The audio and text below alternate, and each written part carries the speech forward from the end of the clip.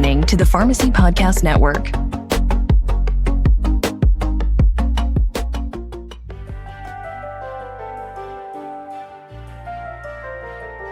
Welcome to the Holistic Pharmacy Podcast. I'm your host, Dr. Marina Buksov, holistic health coach, clinical herbalist, and functional medicine pharmacist, or just holistic pharmacist for short. I'll be sharing inspiring stories of my guests who have shifted into holistic modalities, both personally and professionally. My co-host, Dr. Jenna Carmichael, will be joining me to lead the Journal Club episodes to share an evidence-based approach to holistic and herbal medicine. I'm so glad you're here and hope you enjoy the show. Welcome back to the show, everyone. I'm so excited to talk to you today about a very hot topic right now in both the pharmaceutical and wellness spaces. My guest today will be discussing the hemp CBD industry by sharing his company's expertise and experience as licensed hemp cultivators and premium CBD product distributors. Datron branch manages all aspects of Diapedic's from soil to shelf business model, including field and processing operations, product development, marketing, and supply chain and distribution channel strategies. In the spirit of true entrepreneurship, Datron is applying and leveraging his more than 25 years of sales and account management experience, as well as tapping into his engineering and manufacturing background to help elevate the Diapedic brand in the CBD industry. A Monticello, Arkansas native, Datron earned a Bachelor of Science degree in Industrial Technology from the University of Arkansas Pine Bluff, an active community volunteer with various nonprofit and civic organizations. Datron resides in Allen, Texas, with his wife, Carmen. Hi, everybody. Welcome back to the show. I have with me today Mr. Datron Branch. He is the CEO of Branch Farms and executive manager of Diapedic. So welcome to the show, Datron. Hi, how are you doing today, Marina? Thank you for allowing us to feature our brand and our products on your podcast today. Yes, I am so excited to get into, first of all, your personal background. So tell us about where you grew up, where you went to school, and how you got into this industry in the first place. Okay. Well, I'm originally from Arkansas, from a town called Monticello. And obviously, I grew up there, went to high school there at Monticello High School. And from there, I went to the University of Arkansas at Pine Bluff, where I am the 81st person in my family to graduate from that institution. So very proud of that long family history there. And while I was at the University of Arkansas at Pine Bluff, I majored in industrial technology with a minor in business administration. So kind of got my business background from that, and also my technological skills while I was there, sort of like a pre-engineering degree. From there, I actually never worked in my major like most college grads. I went into the business side of things with the majority of my 20 years of sales and marketing being in the mortgage industry and in the automotive industry. Wow, that's quite interesting. So talk to us about, what you enjoyed about your schooling, your degree, like what did you hope to get out of it? And then what actually happened, as you went on to work in the industry? Sure. So again, my major was industrial technology, which is sort of like a pre-engineering degree. I decided not to further my education in engineering. It just didn't seem like a good fit for me. After 4 years, everything was geared toward business administration, especially when I moved out here to Dallas, Texas, where I currently reside with my wife. And so getting into the mortgage industry was a huge thing for me. It was very good. In the early 2000s, being able to kind of watch the market and understand some of those things in the mortgage industry as far as loans, rates, and things like that. Refinances was a big thing, of course. And from there, went into the automotive industry, where I was in automotive sales and remarketing. I was over the Southwest territory of the United States, which covered Texas, Louisiana, Arkansas, and parts of Oklahoma.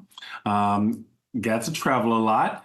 got to a point to where I kind of hit a glass ceiling in that industry and decided to go back into farming, which I grew up farming with my father, who had farmed our family land for over 35 years. And so after hitting that glass ceiling, I was just sitting on the couch late in December 2018, and they passed a farm bill. And I said, you know what? I think I'd like to try, getting into the cannabis industry for the health and wellness side of it, not so much the recreational side. And went back into farming with my father and really got to travel around to different places. Of course, Colorado, Kentucky, and kind of learning from other farming cultivation projects and kind of really understanding the cannabis plant. My father's a lifelong farmer, again, very familiar with cultivating different crops. So this was a little bit different. So we kind of went around to different cultivation projects, learned the plant, and then we started cultivating on our own in 2019.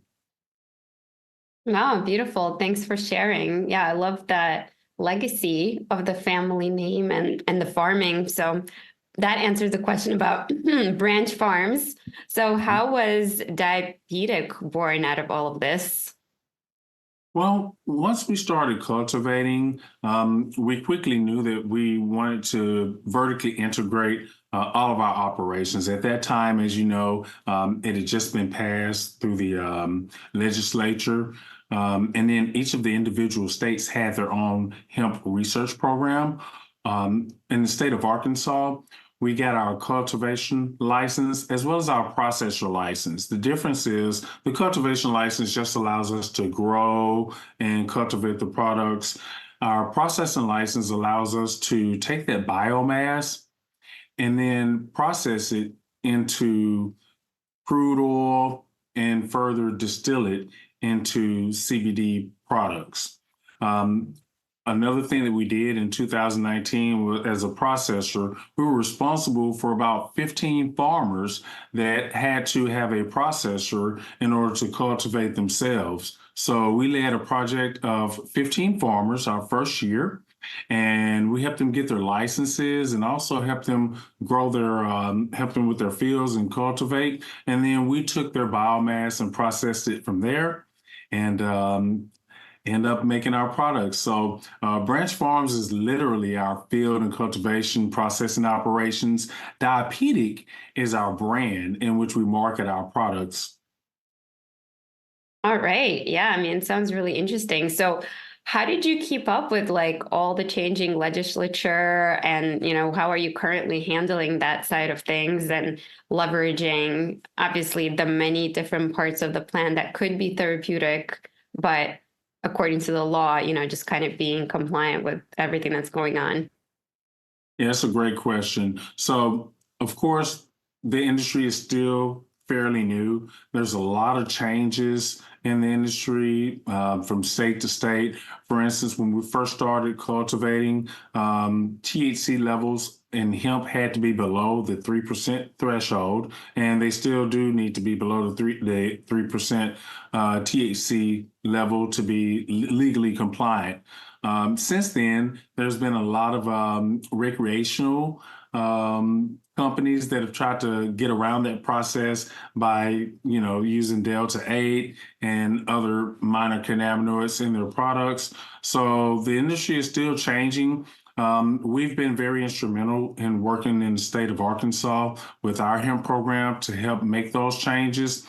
We knew right from the onset that we wanted to be more in the health and wellness space as opposed to the recreational space. So that allowed us to really have a lot of leverage with what we were doing and getting our products out into the market. One of the main things that we really had to focus on was how do we market this product? So we had to overcome some hurdles because all the other industries that literally have platforms to market products. We're kind of unsure about how they wanted to allow us to market our products on their platforms, whether it be through social media or just in stores, right? So we had to overcome a lot of those hurdles, But what we ended up doing was really focusing on the educational aspect of it. So a lot of our marketing really was at a grassroots level, going into the doctor's offices and educating them as well as their patients on our products and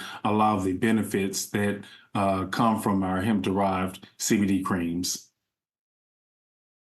I love it. So tell us about how you came up with some of your products and what are your best-selling ones right now? Well, I actually am a prime example of someone who has dealt with chronic conditions and inflammation. I have lower back pains, and I was constantly looking for products that were all natural, and not having side effects and things like that. So that's really what drew me to the health and wellness side of the cannabis industry. And after, just looking around and seeing what was out there in the market, I really didn't see anything that really met my specific needs at the time. And so I pretty much started searching online for different cream products that can be used as topicals. And what I realized was that a lot of those topical products that were out there did not really have a lot of the true CBD concentrations that they advertised. So it gave us an opportunity to really start out with our CBD oils and then also bring on our topical products. Awesome. So I'm just looking at your shop here. So are you mostly specializing in topicals, and why did you make that decision? Well, we do specialize in oils and topicals. Our When we first started our Branch Farms brand, we had our creams and our oils under that brand.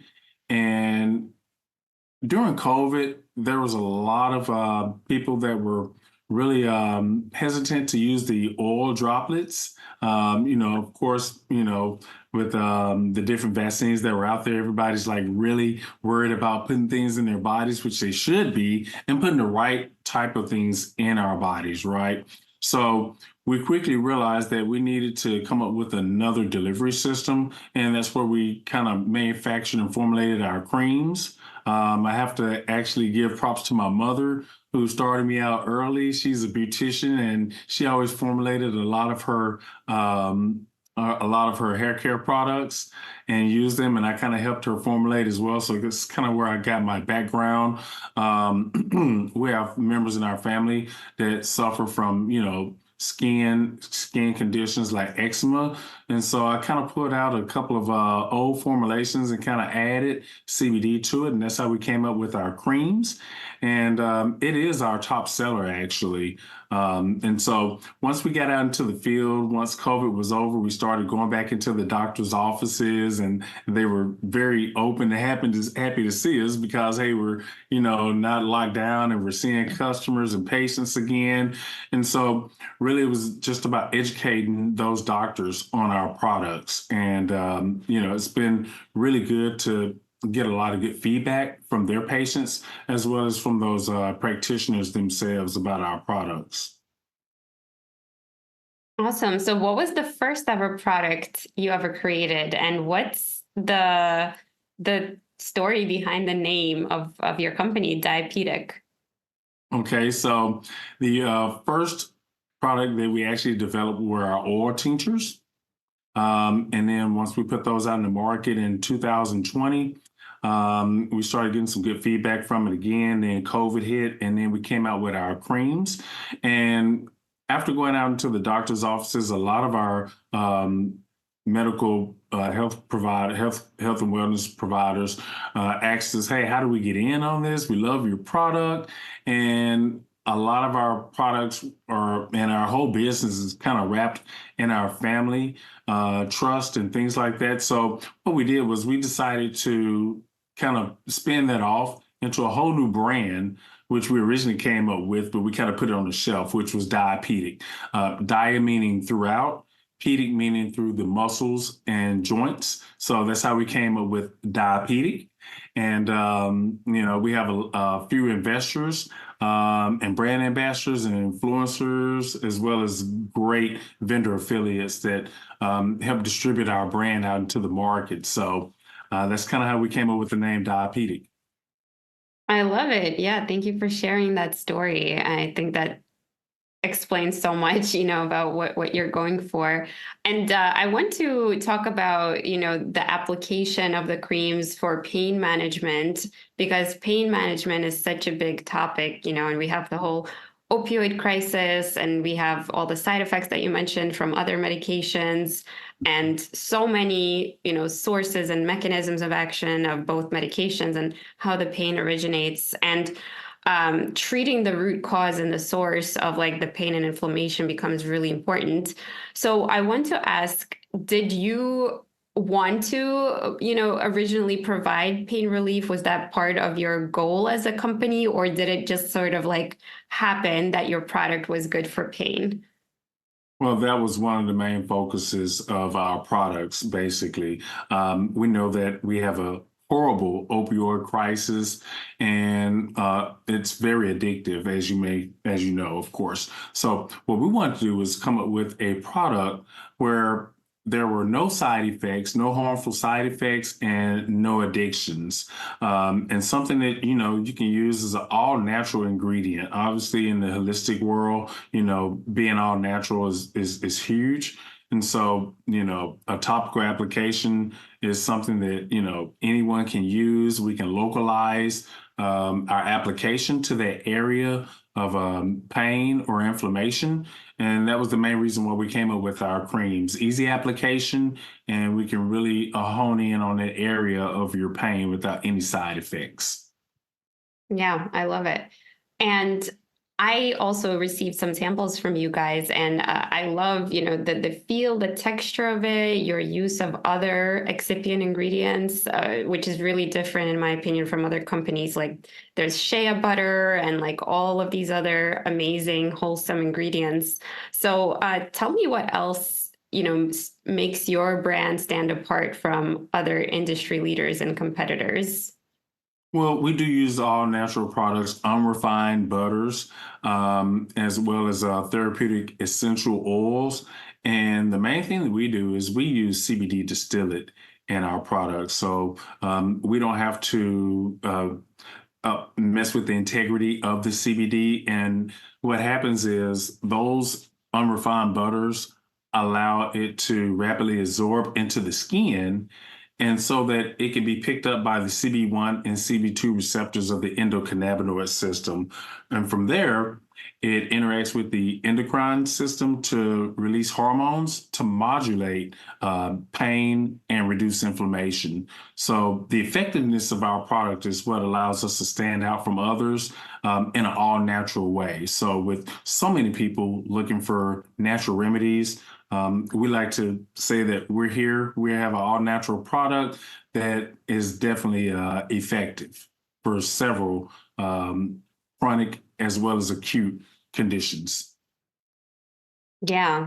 Thank you for sharing that. So for those who may not be familiar with, the terminology behind cannabis and extraction methods, could you tell us a little bit about, what does that mean, the distillate, and also how you have full spectrum versus broad spectrum and what the difference is? Absolutely. So one of the things that we do is we want to make sure that we have a quality control measure from soil to shelf. It starts when we plant the seed. We use the best strains that are out there that have the exact cannabinoids that we're looking for, as well as some of the minor cannabinoids like the CBC and CBG to go along with CBD. One of the other things that we do as far as keeping the integrity of the cannabinoids so that they can actually work is our processing. So we have CO2 extraction process, which is different from, butane extraction or alcohol extraction.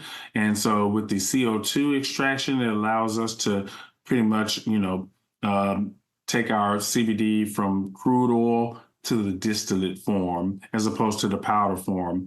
The key difference with distillate is we get to mix the distillate in the oil form with other oils and butters. So that allows it to really rapidly absorb in the skin a little bit better.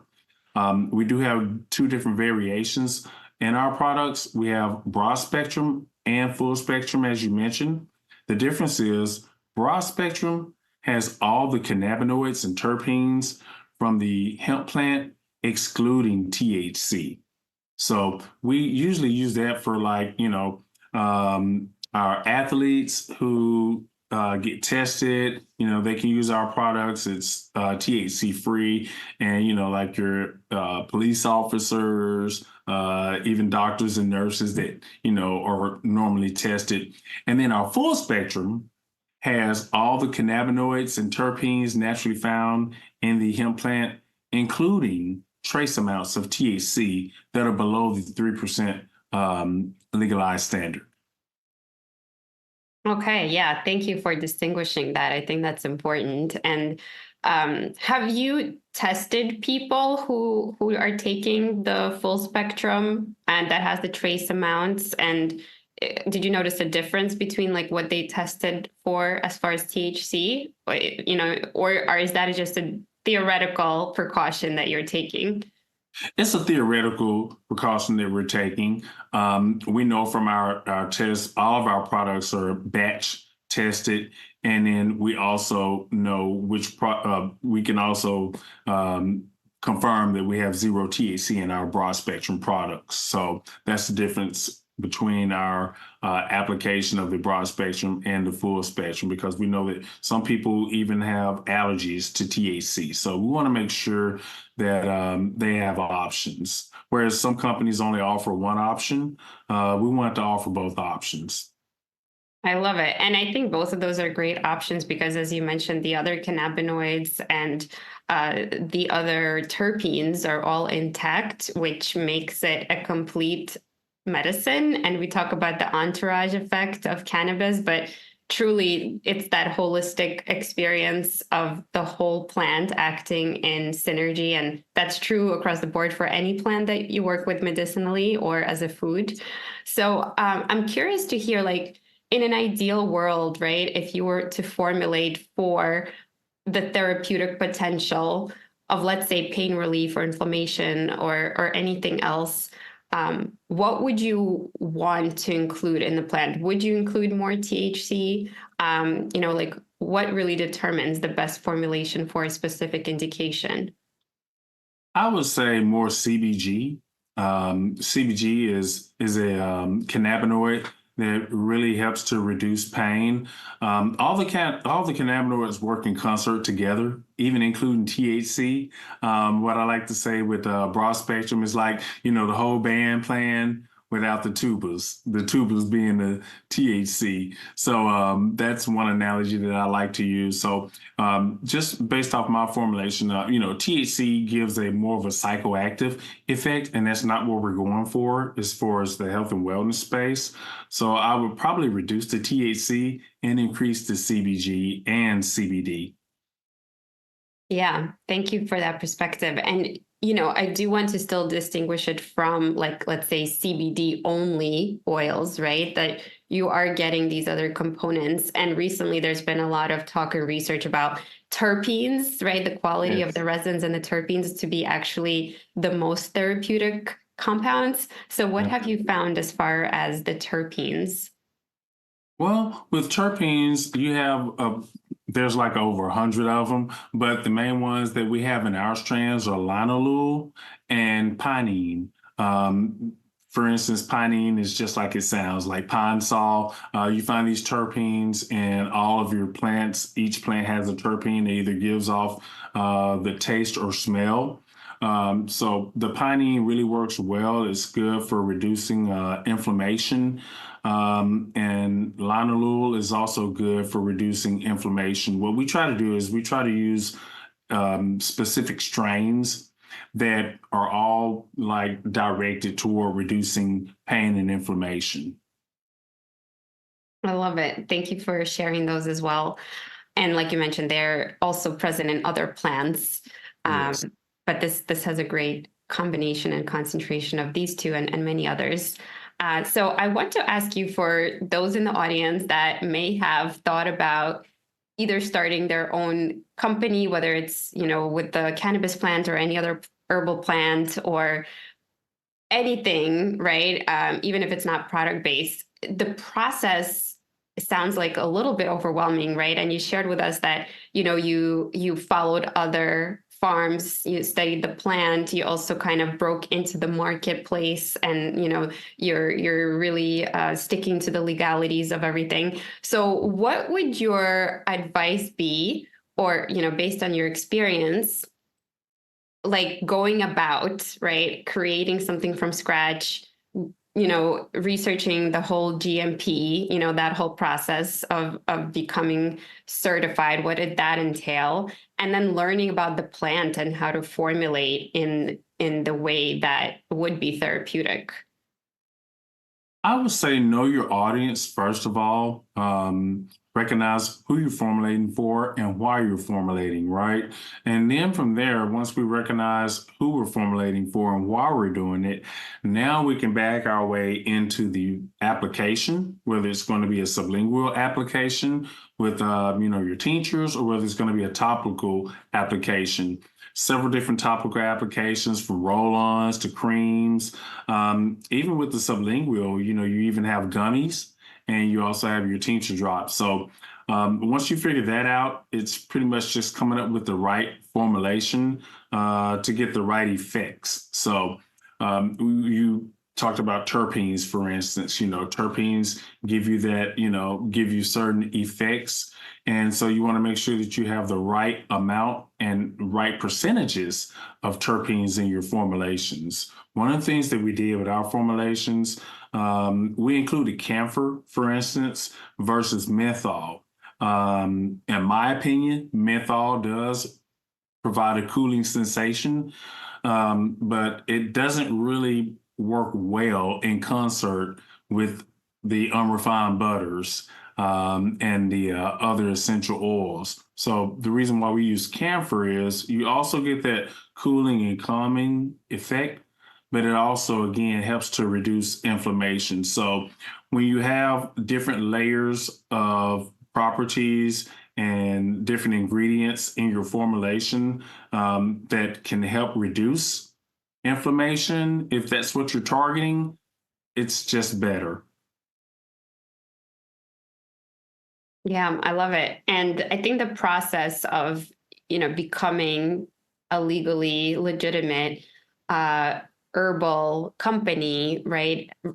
There's a lot of caveats because it's not like you can just make a product in your kitchen and give it to your friends and family. When you want to go out into the market with it, there's that whole like good manufacturing processes, which I mentioned. So what has been like your biggest hurdle with actually, getting to this level of product creation and marketing so far? If you could just touch on, the whole process, right, from root and soil and seed to harvest to make it into a product. Absolutely. Tracking everything from the seed all the way up to that, lab test before you release it to market. Each step is very important. Documentation has to occur at each stage of the process. One of the things that we did was we wanted to make sure that we were totally compliant with all products out in the market. So we pretty much went off the California standard. Each state is different. So we went off the most stringent state's guidelines, which was California at the time. And so we made sure that we had all of our QR codes for the lab testing on our products, which are done in batch testing. We made sure that we had third-party testing, not just our own internal testing.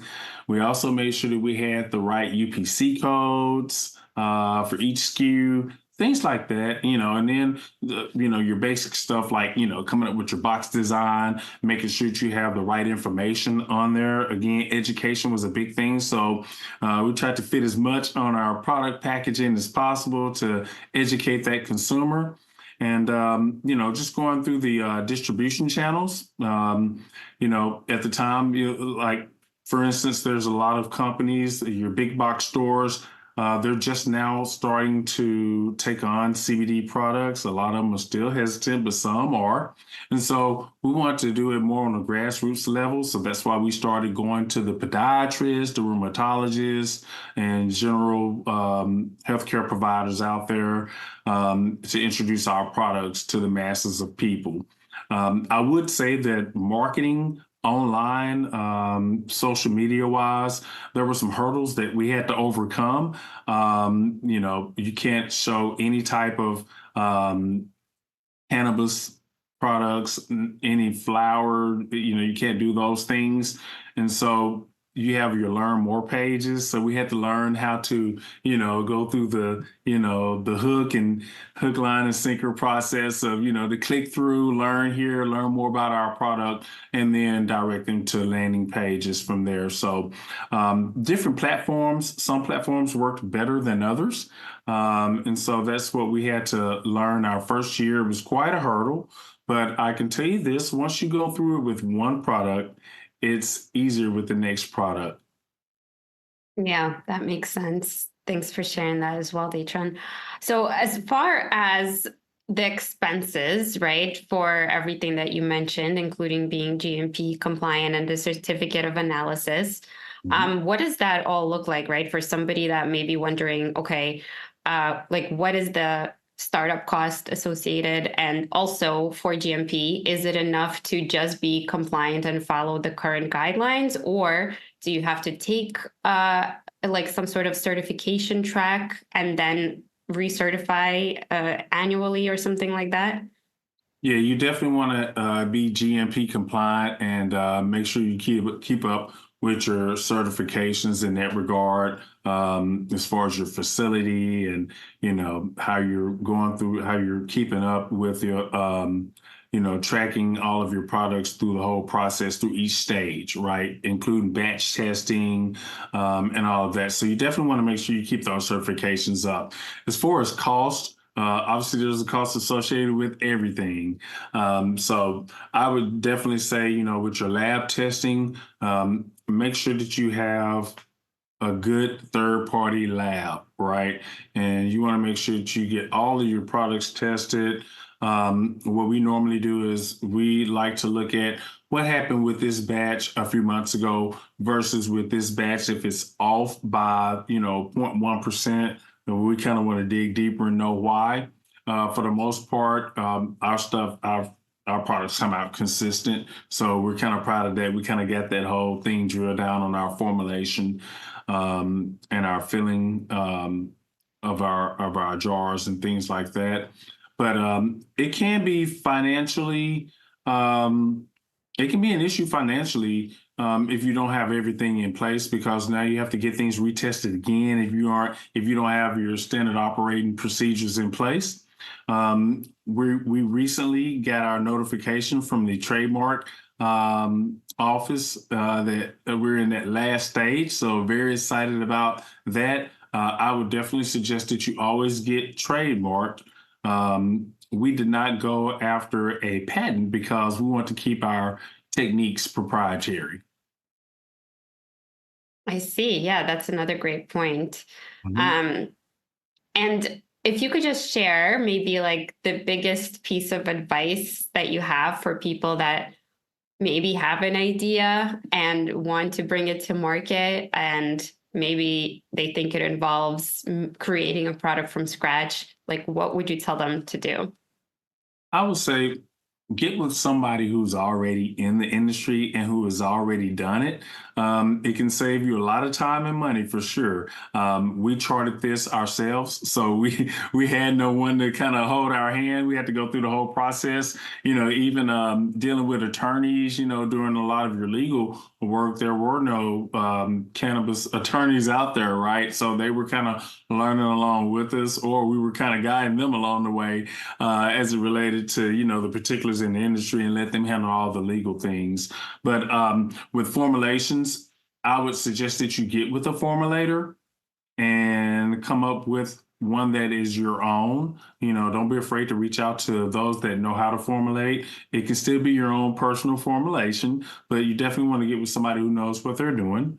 And then I say just taking it to market. The distribution channels, don't be afraid to reach out to others to distribute your product once you get it ready to go. I mean, it's really about finding the right distribution lanes. I love it. Yeah, all this is so helpful. And I just have three little follow-up questions from what you shared before we start wrapping up. So one is, so the legal side of things, is it something that you have to have a dedicated person or team on retainer, or like, what does that look like? Yeah, I just had my attorney on retainer. With Diapedic, we have a group of advisors that I rely on. Again, I don't try to do everything by myself. That's one thing that I would definitely, as a piece of advice, give to someone. Don't try to do everything by yourself. I have a full team around me, business management, legal team. We have our medical advisors as well, and a distribution advisor. So we have a full team on board with us with our advisory board. That's the first thing I did when I actually put Diapedic together. I said, let me put an advisory board together to help guide me through this whole process. And it worked very well for us. So yeah, I would definitely keep a lawyer on retainer. I love that. And then the formulation side of things. So you mentioned you learned from your mom and we're kind of experimenting all throughout your life with skin and hair. And with this specific formulation, how did you go about like either yourself experimenting with what would work, or did you have to also consult sort of like the market or an advisor?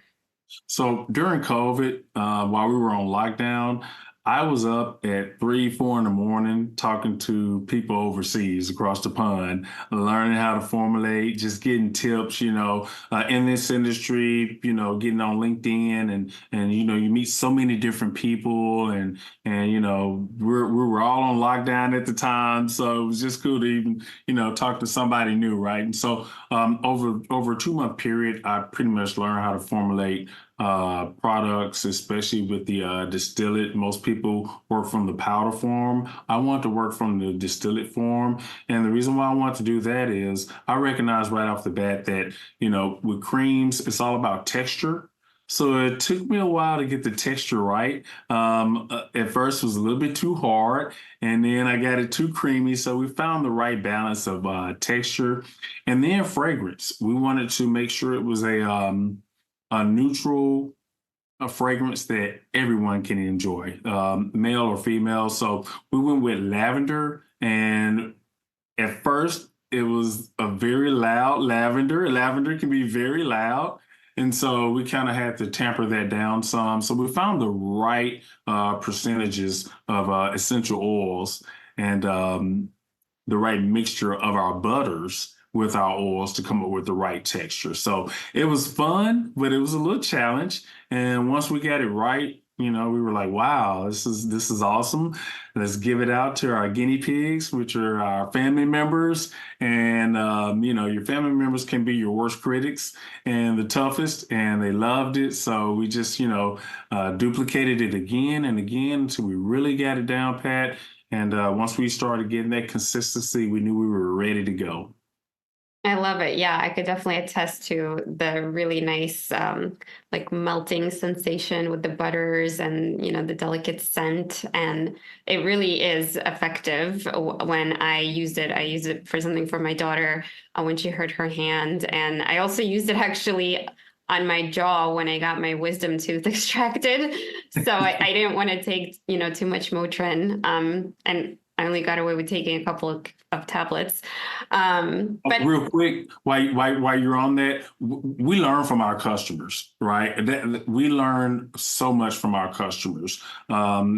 from people saying, hey, I actually used it for my, elbow. I had tendonitis, but I also had, fungus on my feet. So I used it in between my little toe and my second toe. And it kind of helped, alleviate with the itching and also helped, with the fungus. And then we also learned that even like things like stomach cramps, right? People just rubbing it on their stomach, to, help reduce the pain from the cramps. So we're constantly learning each and every day from people who go on our website and, post things about their diabetic experience. Yeah, yeah, that's such a good point. It's like things that you wouldn't think that this might be helpful for actually turned out to be really great. Mhm. And on the formulation side of things, you mentioned lavender essential oil. So where do you source the rest of your ingredients from? Is it all like sort of in-house and local, or do you have to outsource? We source all of our ingredients right here in the U.S., which is very good. I'm sure that some of the things like shea butter has to come from overseas. So with that being, all natural, unrefined ingredient, but we source everything here locally in the U.S. and go from there with it. Okay, beautiful. And you also mentioned, so from the marketing perspective, you were trying to do like the bootstrap.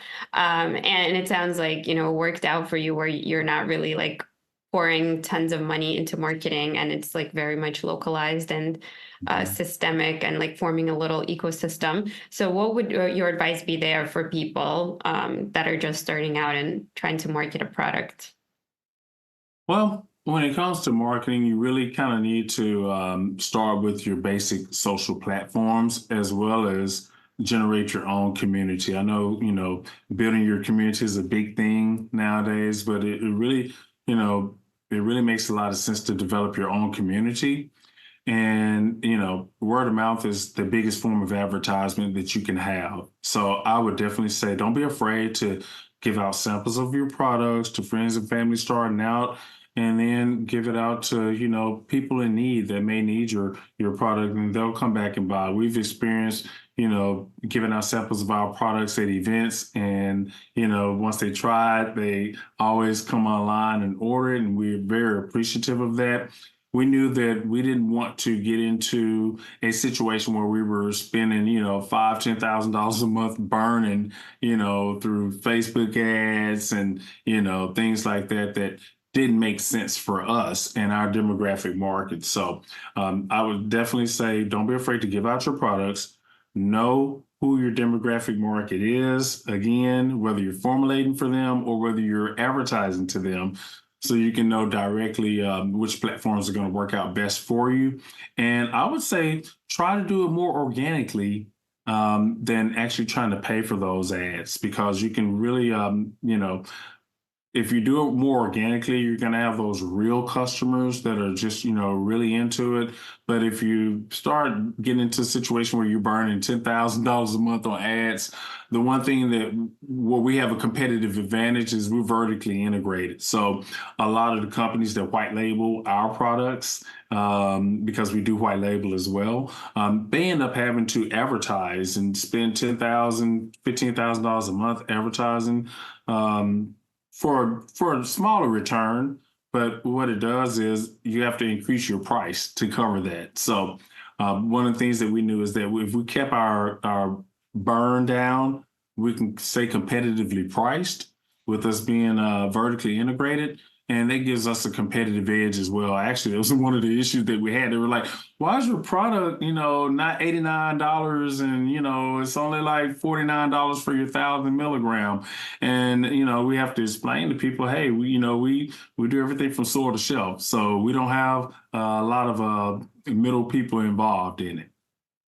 Yeah, I love that you're making it accessible to a wider range of people. And I think that applies also to consultation-based services where you can give a lot of content and value for free and have somebody still find you and authority on something and then pay you for your paid services. So I think it works both ways. So Datron, I want to really thank you for all the information and wisdom you've shared with us today. And if you just have one more minute, we can go into a rapid fire round. Sure. Awesome. So what would be the number one advice to improve somebody's quality of life right now? Wow, I would say doctor appointments. You know, I've recently had a personal relative that has had a health issue where maybe it could have been prevented early had they had been diagnosed early. So my number one thing would be, if you have insurance, or even if you don't have insurance, do whatever you need to do to have your annual checkups. Yeah, I love it. Checking up, and it's sort of like maintenance, right? Even if you are Yeah. healthy, you still have to keep up that health. Yes. So, yeah, I mean, you do it for your car, you do it for everything, but you have to do Right. it for yourself. That's the most important thing. Awesome. So number two, what's your favorite meal to prepare or to consume? Oh man, I gotta tell you, I gotta go with chicken parmesan. I mean, it's just something about, chicken parmesan. My favorite place is locally. It's called Brio's. They make a great one there. I love Italian food. I almost start to say spaghetti, but that's just, too basic. I'll just go ahead and go with the chicken parmesan. I love it. Yeah, it's so like warming for the soul and the body. And it fills you up. Yeah, yeah. And what about share something surprising that many people may not know about you? Oh wow, let's see here. Mm, I would say that one thing that would probably surprise people is that I love jazz music.